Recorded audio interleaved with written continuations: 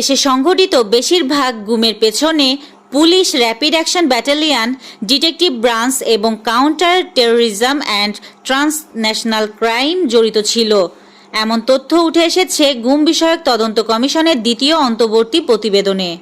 গুলশানে সেই বাড়ির কাগজ বুঝে পেলেন খালেদা জিয়া। 90 দিনের মধ্যে সংসদ নির্বাচন না দেওয়ায় সংবিধান লঙ্ঘন করেছেন প্রধান উপদেষ্টা। বাংলাদেশের মানুষ চায় আগামী ডিসেম্বরের ভিতরেই নির্বাচন হতে হবে বলে মন্তব্য করেছেন ঢাকা মহানগর উত্তর বিএনপির আহ্বায়ক সাবেক সাফজয়ী ফুটবলার আমিনুল হক। সংবিধানে 96 অনুচ্ছেদ পুনর্বহাল করে আপিল বিভাগের পূর্ণাঙ্গ রায় প্রকাশ।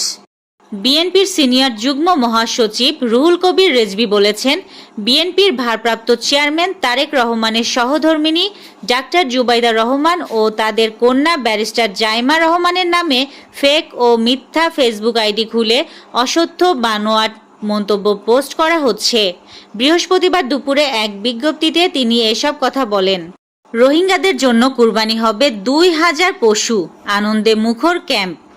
বাংলাদেশে মুক্তিযুদ্ধের 54 বছরের পর এবার তৃতীয়বারের মতো মুক্তিযোদ্ধার সংজ্ঞায় পরিবর্তন আনা হয়েছে।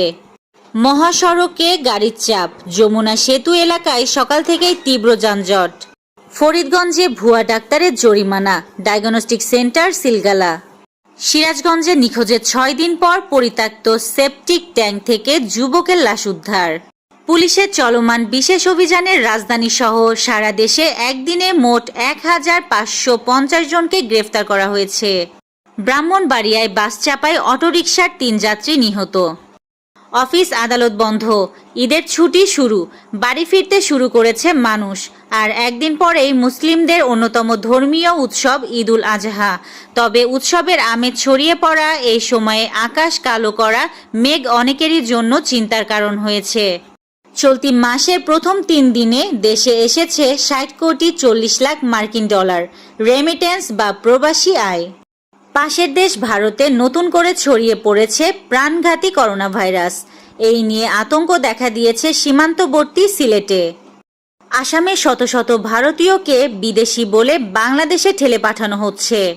এবার ট্রাম্প 12টি দেশে যুক্তরাষ্ট্র ভ্রমণে নতুন করে কেন নিষেধাজ্ঞা দিলেন?